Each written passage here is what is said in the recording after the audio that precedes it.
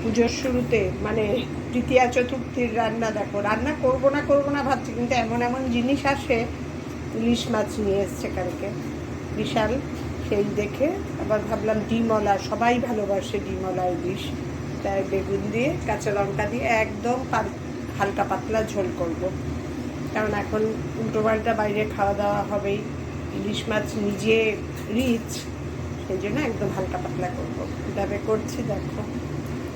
এই রান্না করবো না ভাবি, কিন্তু আবার এমন সব আইটেম চলে আসে যে আমার রান্না না করে উপায় নেই।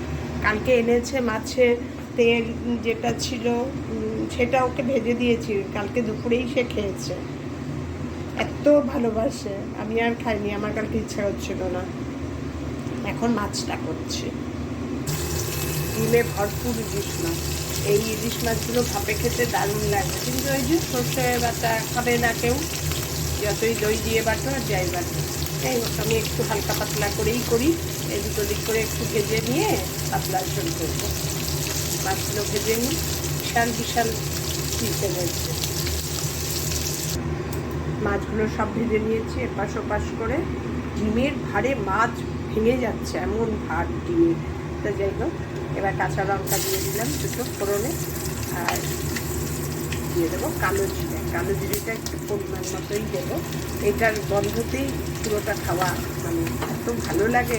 আর কিচ্ছু কোনো মশলা ইলিশ মাছে দেওয়া মানে দরকারই হয় না, মানে ইলিশের যে গন্ধটা সেটাই থাকে না।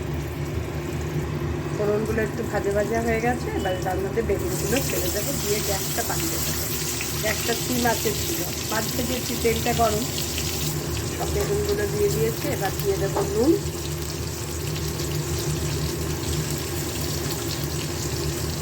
বড় বড় করে পিস কেটেছি বেগুন, কারণ বেগুন সবাই একটা একটা করে বেগুন চায়, বেশি হবে দরকার নেই, একটা একটা করে খাবার।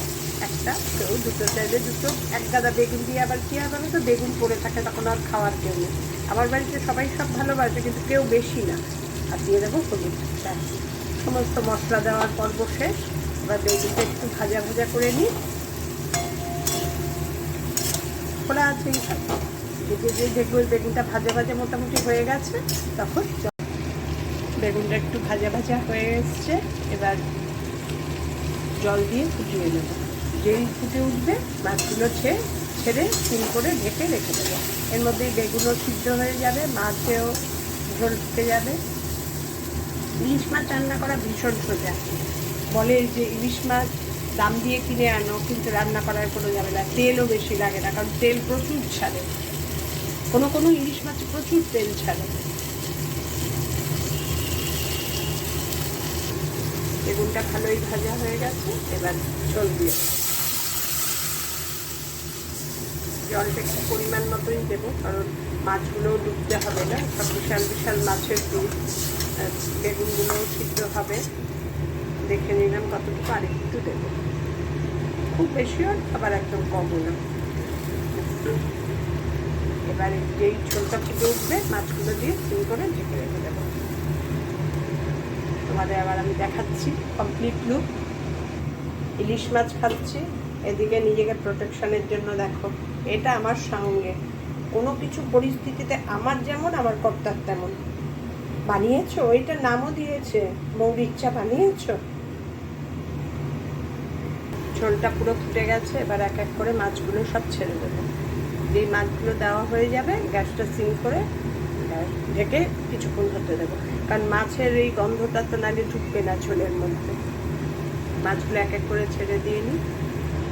ঝোলে দেওয়ার পর দেখো ঝোল ক্রেম টকবক করে ফুটছে, এই অবস্থায় ঢেকে, কোনো ধনে পাতা না, কোনো জিরে গুঁড়ো না, কিচ্ছু না, ইলিশ মাছে আর কিচ্ছু না, এই গন্ধটাতেই সব খাওয়া হয়ে যাবে। এবার ঢেকে মিনিট 5-7 রাখবো, তারপর অফ করে দেবো। এইভাবেই থাকবে, একবারে তেল ওপরে হয়ে শর্ট পরে তোমাদের সেই লুকটাও পরে দেখাবো। গ্যাসটা এবার সিম করে একদম থাক কিছুক্ষণ, তারপরে আবার তোমাদের দেখাচ্ছি। আমার ইলিশ মাছের বেগুন দিয়ে ঝোলের ফাইনাল লুক দেখো। আজকে এই দিয়ে লাঞ্চ, পুজোর শুরু থেকেই শুরু হলো এই সব খাওয়া দাওয়া।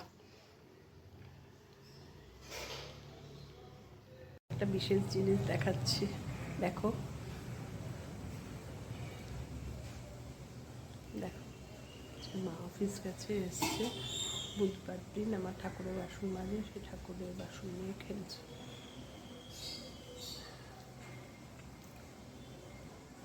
লাস্ট 2 দিন স্কুল আর হলো না, তো বৃষ্টি বৃষ্টি করে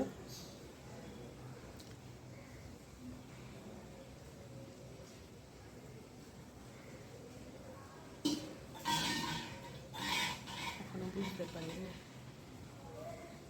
বুঝলেই দৌড়ে উঠে আসবে।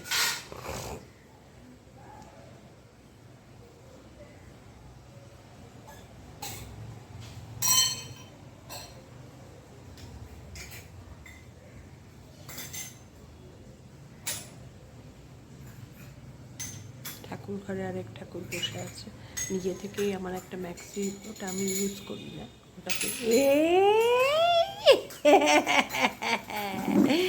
কে রে ওখানে,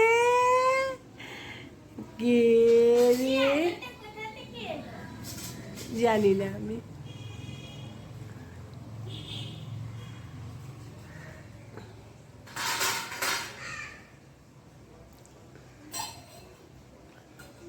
আজকে থেকে ছুটি পড়ে গেল, স্কুল খুলে যাবে 7 তারিখই, 8 তারিখ বাদে 9 তারিখে এক্সাম। না 9 তারিখ, 10 তারিখ আবার কি, 9 আর 14 তো দিয়েছে দেখলাম স্কুলে। ওটা 10 না তো 14, 14 না না 9 আর 14। 9-এ হচ্ছে কম্পিউটার আর 14-এ হচ্ছে বাংলা ভাষা, হ্যাঁ বেঙ্গলি ল্যাঙ্গুয়েজ।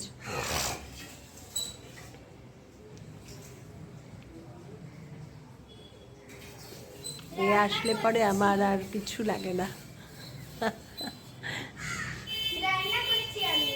ও রাখছে, ঠাকুরের বাসন নিয়েও রান্না করছে।